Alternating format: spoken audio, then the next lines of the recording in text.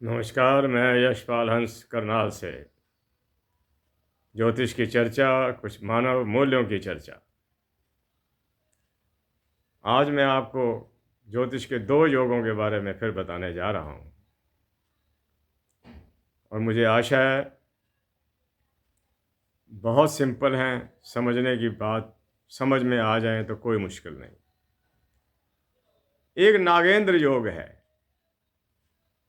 ये बड़े बड़े उत्तम भाग्य वाले व्यक्तियों को लगता है नागेंद्र योग। जो भाग्य वाला हम किसे कहते हैं? जो व्यक्ति कर्म में विश्वास रखता है। जो कर्म नहीं करता, ईश्वर शायद उसके साथ सहयोग नहीं करता। कर्म की प्रधानता को जहाँ भगवान कृष्ण ने माना, वहाँ हर देवता ने माना, हर महापुरुष ने माना कि कर्म की प्रधानता सबसे अधिक है। कर्म करोगे तो कुछ मिलेगा। नागेंद्र योग भी यही कह रहा है कि आपका अगर लग्नेश तीसरे भाव में बैठ गया है, क्षमा कीजिए, अगर आपके नवें भाव का स्वामी तीसरे भाव में बैठ गया है और उस पर बृहस्पति की दृष्टि पड़ रही है, कहीं से भी पड़ रही है। अगर 11वें में बैठ जाए बृहस्पति तो सीधी दृष्टि उसकी तीसरे पर जाएगी। नवम भाव का स्वामी तीसरे में चला गया, बृहस्पति की उस पर दृष्टि पड़ गई। ये 7वीं से भी हो सकती है। 8, 7, 8, 9। 11वें में बैठे तो 5वीं, 7वें में बैठे तो 9वीं दृष्टि। बृहस्पति की उस पर दृष्टि पड़नी चाहिए। नागेंद्र योग इज फॉर्म। ऐसा व्यक्ति कर्मकांडी होगा ही होगा।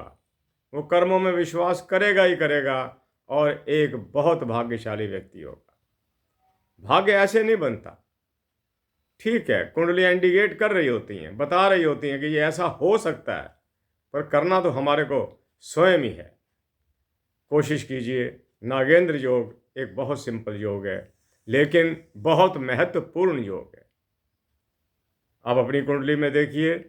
जो आप ज्योतिषाचार्य हैं तो अपने यजमानों की कुंडली में देखिए और आप कह सकते हैं कि आपने ज़िंदगी में जो कुछ पाया वो अपनी मेहनत से पाया। एक और योग है, उसका नाम है पद्म योग। पद्म योग, पद्म वैसे भी एक पवित्र चीज़ को कहा गया है। उसमें बड़ी सिंपल सी बात है कि लगन से नवम भाव का स्वामी और चंद्रमा से नवम भाव का स्वामी इकट्ठे हो जाएं। लगन से नवम का स्वामी और चंद्रमा से नवम का स्वामी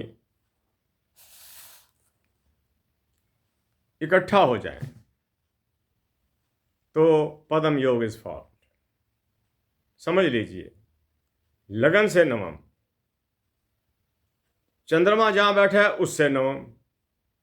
जहां चंद्रमा बैठा है हो सकता है उससे नवें ग्रह का मालिक मंगल हो।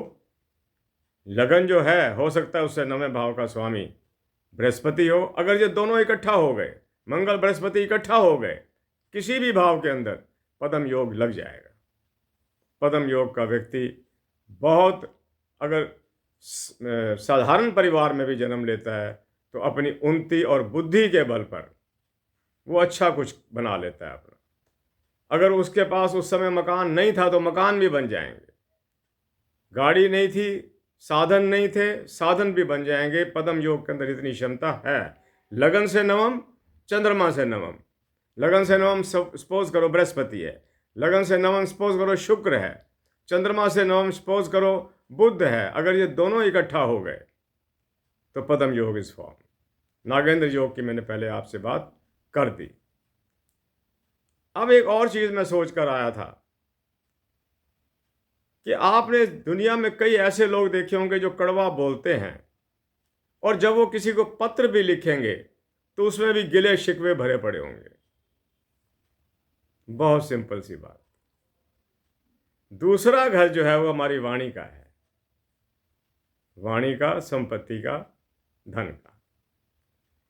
ऐसे लोगों का क्या होता है कि दूसरे घर में राहु बैठ जाएगा। राहु ने सीधी बात तो करनी ही नहीं।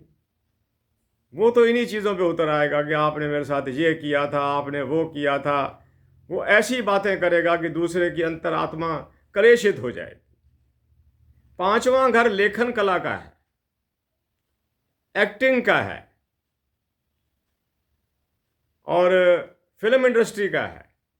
जो लोग वहाँ जाते हैं उनका पांचवां घर बड़ा मजबूत होता है। जनता में जो लोग विख्यात हो जाते हैं उनका पांचवां घर ही बहुत मजबूत होता है। जैसा कि मैंने आपको अभी पद्म योग के बारे में बताया, पद्म योग का भी ये है, लगन से नवम, चंद्रमा से नवम। ऐसे लोग भी फिल्म इंडस्ट्री में एक्टिंग के लिए चले जाते हैं, कलाकार होते हैं, रंगमंच के खिलाड़ी होते हैं। आप इन बातों को याद रखना, बहुत काम आएंगी। आपकी कुंडली अपनी देखने में बहुत काम आएंगी। हमारा काम तो सिर्फ बता देना है। अब तो हमारी आयु भी है कि हम जो ज्ञान अर्जित किया उसको बांटा जाए, सबको दिया जाए। जो ठीक है वो आप स्वीकार कर लेना, जो आपको अच्छा ना लगे उसको फेंक देना। वैसे अच्छा लगेगा क्योंकि हमने ग्रंथों से लिया है, खुद कभी अपनी ओर से कुछ नहीं कहा। मैं कह रहा था कि जो लोग बुरा बोलते हैं, बुरा ही लिखते हैं, चिट्ठी लिखी तो उसमें भी कुछ, कोई मेल बनाई तो उसमें भी कुछ, तो समझ लो राहु या तो दूसरे घर में है या पांचवें घर में है, या कोई ऐसा ग्रह साथ बैठा हुआ है जिसने उसको मानवता का विरोधी बनाकर खड़ा कर दिया है। उसको किसी की, उसने अपनी ही थोपनी है। दूसरे घर का राहु अपनी ही थोपेगा, पांचवें घर का राहु अपनी ही थोपेगा। पांचवें घर के राहु में तो और भी मैंने कई बातें आपको बता रखी हैं। उनकी संतान पर भी हमारे को ये लगता है कि ये क्या ये उन्नति कर पाएगी, क्या इनकी संतान पढ़ पाएगी, क्या कोई उस स्थान पर पहुंच पाएगी जहां पर उनको पहुंचना चाहिए। तो दो योगों का मैंने आज जिक्र किया, तीसरा मैंने आपको वो बताया। ये चीज़ें हमारे जीवन के अंदर आई कि दूसरा और पांचवा घर जिनके पवित्र हैं, शुद्ध हैं। मैं एक आदमी को जानता हूं जिसका दूसरे घर के अंदर उच्च का शुक्र बैठा हुआ था। हालांकि शुक्र उच्च का बृहस्पति के घर जाकर होता है और बृहस्पति उसका मित्र नहीं है। मित्र के घर में जाकर उच्च का नहीं होता, शत्रु के घर में जाकर उच्च का होता है, फिर भी अपना प्रभाव तो देता है ना। मैं उस दिन महाराज पराशर को पढ़ रहा था। पराशर जी ने जो बातें कही वो बिल्कुल आज के ज़माने से मिलती जुलती हैं। उन्होंने कहा कि उच्च का ग्रह भले ही कम काम करे, लेकिन जो ग्रह अपने घर का होता है, जैसे शुक्र तुला में बैठा है, ज़्यादा काम करेगा मीन से भी।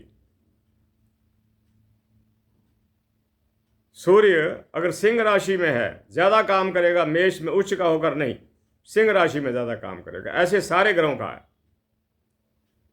कि जो ग्रह अपने घरों में बैठे हैं वो ज़्यादा शक्तिशाली हो जाते हैं। ऐसा शास्त्रों में वर्णित है। 8 मिनट से भी ऊपर आगे जाऊंगा। कल फिर मिलता हूं किसी ऐसी कुंडली के, किसी ऐसे वर्णन से जो आपको अच्छा लगे। आप सुखी रहो, खुश रहो, प्रसन्न रहो, धन की कमी ना हो। जो आपकी इच्छा हो, सद इच्छा, इच्छा नहीं सद इच्छा कहा गया है, वेदों में तो सद इच्छाएं हैं। आपकी सब सद इच्छाएं परमात्मा पूर्ण करें, आपको कोई कमी ना आए। इसी सत्कार और प्रेम के साथ मैं यशपाल हंस आपसे आज्ञा चाहता हूँ। कल फिर मिलता हूँ। जय जगत, जय भारत, नमस्कार।